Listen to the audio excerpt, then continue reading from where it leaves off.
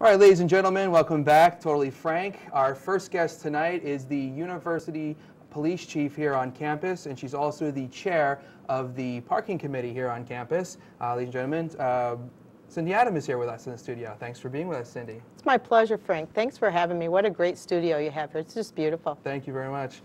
Well, let's start out with talking about you're the, as like I said, you're the chair of the parking committee here on campus. A lot of us students out there, people watching, don't know exactly what that is or what it entails. Tell us a little about that. Well, our campus has always had a parking committee. It's meant to be representative of everybody, meaning all constituency groups on campus. I've been the chair for about 8 to 10 years. Been affiliated with that committee for about 20 years, so for a long time now.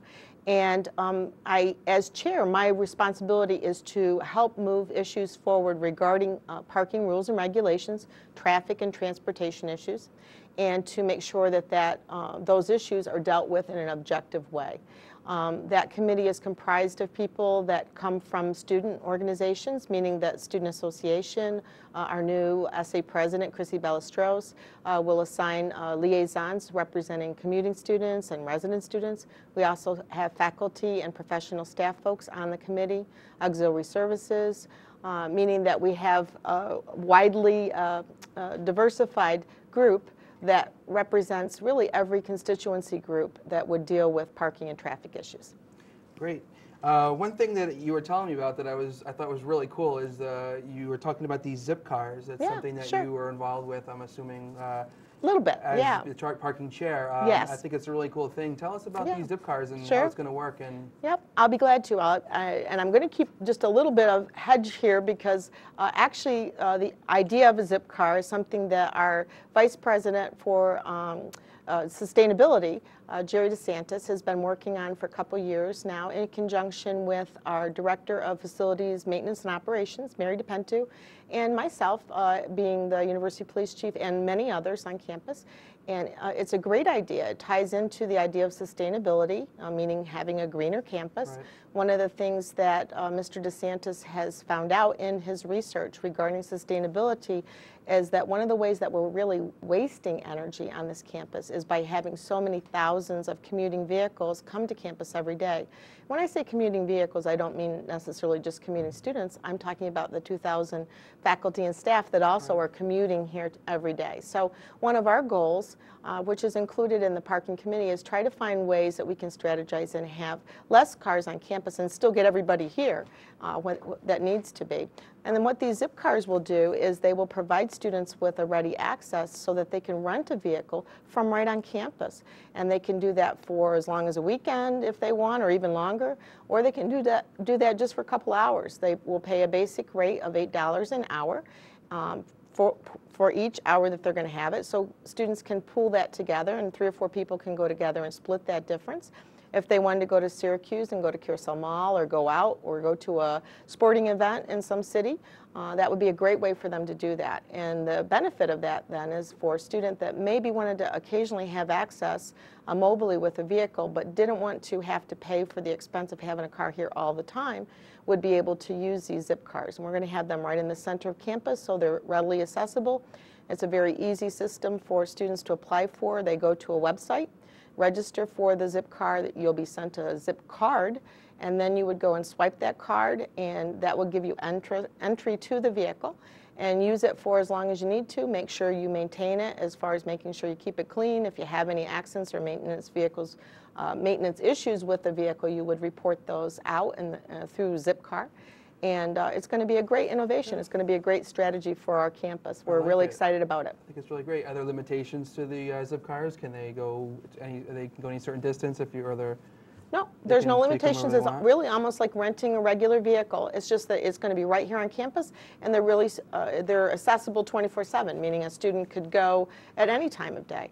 Some of the great benefits for our students, because if you're a younger adult, a lot of the harm or rules about renting vehicles are you have to have a credit card, you have to have established credit history. Right, many students don't. That's right, many students don't, or they may not even have a way to get to those rental agencies. So bringing the vehicles here and doing it, right in the center core campus is going to be a great strategy for us to try to reduce the number of excess storage vehicles that we have on campus. We're hoping if this takes off that we'll be able to add more vehicles over time. We're going to start with 2 and see how that goes.